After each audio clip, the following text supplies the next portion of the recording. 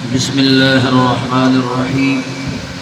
حضور اکرم صلی اللہ علیہ وسلم کا ارشاد ہے کہ جب نماز کا وقت آتا ہے تو ایک فرشتہ اعلان کرتا ہے کہ اے آدم کی اولاد اٹھو اور جہنم کی اس آگ کو جسے تم نے گناہوں کی بدولت اپنے اوپر جلانا شروع کر دیا ہے بجھاؤ۔ چنانچہ دیندار لوگ اٹھتے ہیں، وضو کرتے ہیں، ظہر کی نماز پڑھتے ہیں، جس کی وجہ سے ان کے گناہوں کی صبح سے ظہر تک کی مغفرت کر دی جاتی ہے۔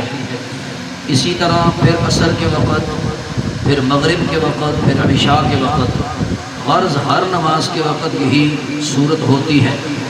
عشاء کے بعد لوگ سونے میں مشغول ہو جاتے ہیں، اس کے بعد اندھیری میں بعض لوگ برائیوں، زناکاری، بدکاری، چوری وغیرہ کی طرف چل دیتے ہیں، اور بعض لوگ بھلائیوں، نماز، وظیفہ، ذکر وغیرہ کی طرف چلنے لگتے ہیں۔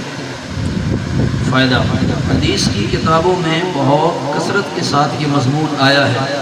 اللہ جل شانہ اپنے لطف سے نماز کی بدولت گناہوں کو معاف فرماتے ہیں، اور نماز میں چونکہ استغفار خود موجود ہے جیسا کہ اوپر گزرا، اس لیے صغیرہ اور کبیرہ ہر قسم کے گناہ اس میں داخل ہو جاتے ہیں، بشرط یہ کہ دل سے گناہوں پر ندامت ہو۔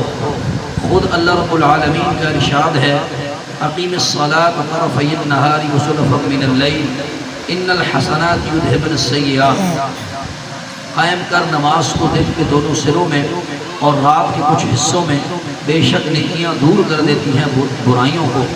آگے آیت کا جو آخری حصہ ہے، ذالک ذکریٰ للذاکرین، یہ نصیحت ہے نصیحت ماننے والوں کے لیے، یعنی نصیحت اسے کی جاتی ہے جس کا نصیحت پر عمل بھی ہو۔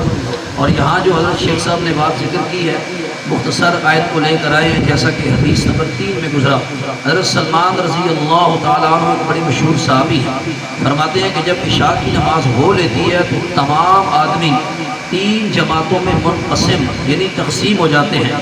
ایک وہ جماعت ہے جس کے لیے یہ رات نعمت ہے اور کمائی ہے اور بھلائی ہے۔ یہ وہ حضرات ہیں جو رات کی تنہائی کو غنیمت سمجھتے ہیں، اور لوگ جب اپنے اپنے راحت و آرام اور سونے میں مشغول ہو جاتے ہیں تو یہ نماز میں مشغول ہو جاتے ہیں۔ ان کی رات ان کے لیے اجر و ثواب بن جاتی ہے۔ دوسری وہ جماعت ہے جس کے لیے رات وبال ہے، عذاب ہے۔ یہ وہ جماعت ہے جو رات کی تنہائی کو غنیمت سمجھتی ہے اور گناہوں کے اندر اپنے آپ کو مشغول کر دیتی ہے، ان کی رات ان پر وبال بن جاتی ہے۔ تیسری وہ جماعت ہے جو عشاء کی نماز پڑھ کر سو جاتی ہے، اس کے لیے نہ وبال ہے، نہ کمائی، نہ کچھ گیا نہ آیا۔ اللہ توفیق عطا فرمائے۔